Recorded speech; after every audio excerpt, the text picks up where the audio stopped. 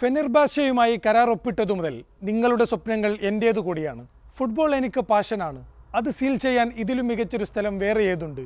ഈ ജേഴ്സി എൻ്റെ തൊലിയായിരിക്കുമെന്ന് ഞാൻ നിങ്ങൾക്ക് ഉറപ്പു തരുന്നു. നമ്മൾ ചരിത്രം തിരുത്തും. തുർക്കി ക്ലബ് ഫെനെർബാഷെ പരിശീലകനായി സ്ഥാനമേറ്റെടുത്ത ശേഷം ആരാധകർക്ക് മുന്നിൽ ഹോസെ മറിഞ്ഞോയുടെ ആദ്യ പ്രതികരണം ഇങ്ങനെയായിരുന്നു. 30,000-ലധികം ആരാധകർ കരഘോഷത്തോടെയാണ് ഈ പോർച്ചുഗീസ് പരിശീലകൻ്റെ വാക്കുകളെ എതിരേറ്റത്. ഒരുപക്ഷെ ഫുട്ബോൾ ലോകത്ത് ഒരു പരിശീലകന് ലഭിക്കാവുന്ന ഏറ്റവും വലിയ സ്വീകരണമാണ് ഇസ്താംബൂളിൽ മൗറീഞ്ഞോക്ക് ലഭിച്ചത്. അയാൾ എല്ലായിടത്തും അങ്ങനെ തന്നെയാണ്, ആരാധകരുടെ സ്വന്തം മാനേജർ. ഇത് സ്ഥലം വേറെയാണ്. മറ്റ് യൂറോപ്യൻ ക്ലബ്ബുകളിൽ നിന്ന് തീർത്തും വ്യത്യസ്തമാണ് തുർക്കി സൂപ്പർ ലീഗ്. കൽപ്പന്ത് കളിയെ അതിവൈകാരികമായി കാണുന്ന ഒരു കൂട്ടം ജനത. നന്നായി കളിച്ചാൽ ചങ്കു പറിച്ചു തന്നെ തരും, മോശമാക്കിയാൽ ഗ്രൗണ്ട് കയ്യേറിയും പ്രഹരമേൽപ്പിക്കും.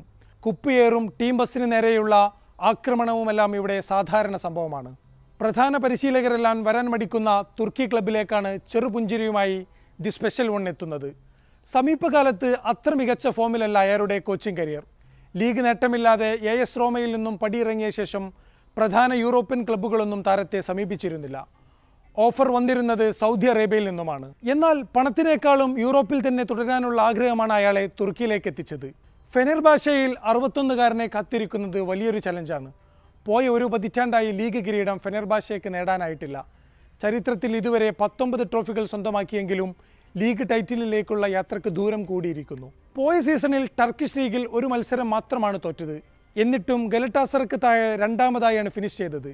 ജോസെ എന്ന മജീഷ്യനിലൂടെ അവർ സ്വപ്നം കാണുന്നത് ലീഗ് കിരീടമാണ്. ഇത്തവണ ചാമ്പ്യൻസ് ലീഗിലേക്ക് എത്താൻ ഫെനെർബാഷയ്ക്ക് ക്വാളിഫയർ കളിക്കണം. ടീമിനെ ചാമ്പ്യൻസ് ലീഗിൽ എത്തിക്കുകയെന്ന ശ്രമകരമായ ദൗത്യവും പോർച്ചുഗീസ് പരിശീലകന് മുന്നിലുണ്ട്. 21 മേജർ ടൈറ്റിലുകളാണ് വിവിധ ക്ലബ്ബുകൾക്കായി പോർച്ചുഗീസ് പരിശീലകൻ സ്വന്തമാക്കിയത്. ചെൽസിക്കായി 2014-15 സീസണിലാണ് അവസാനമായൊരു ലീഗ് കിരീടം നേടിയത്. മാഞ്ചസ്റ്റർ യുണൈറ്റഡിനും ടോട്ടൻഹാമിനൊപ്പവും പ്രീമിയർ ലീഗിൽ തുടർന്നെങ്കിലും കിരീടം അകന്നു നിന്നു. ഒടുവിൽ ഇറ്റാലിയൻ ക്ലബ്ബ് AS റോമയുടെ പരിശീലക കുപ്പായത്തിലാണ് മൗറീഞ്ഞോയെ കണ്ടത്. റോമയെ യൂറോപ്പ കോൺഫറൻസ് ലീഗിൽ 2022 കിരീടത്തിലെത്തിച്ചതാണ് അവിടെ പറയാനുള്ള പ്രധാന നേട്ടം. യൂറോപ്പ ലീഗ് ഫൈനലിൽ എത്തിച്ചെങ്കിലും പെനാൽറ്റി ഷൂട്ടൗട്ടിൽ തോൽവി നേരിട്ടു. എന്നാൽ സീരിയയിൽ കഴിഞ്ഞ സീസണിൽ 6ാം സ്ഥാനത്താണ് റോമ ഫിനിഷ് ചെയ്തത്. ഇതോടെ സ്ഥാനം തെറിച്ചു.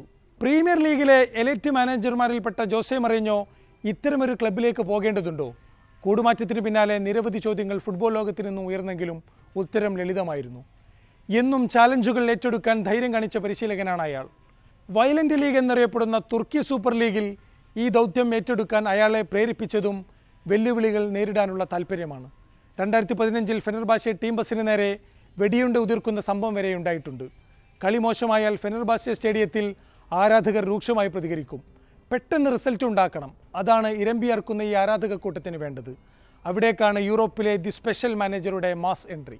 ഫെനെർബാഷയെ തുർക്കി ലീഗിൽ ചാമ്പ്യന്മാരാക്കാനായാൽ മൗറീഞ്ഞോയുടെ കരിയറിൽ അതൊരു പൊൻതൂവലാകും.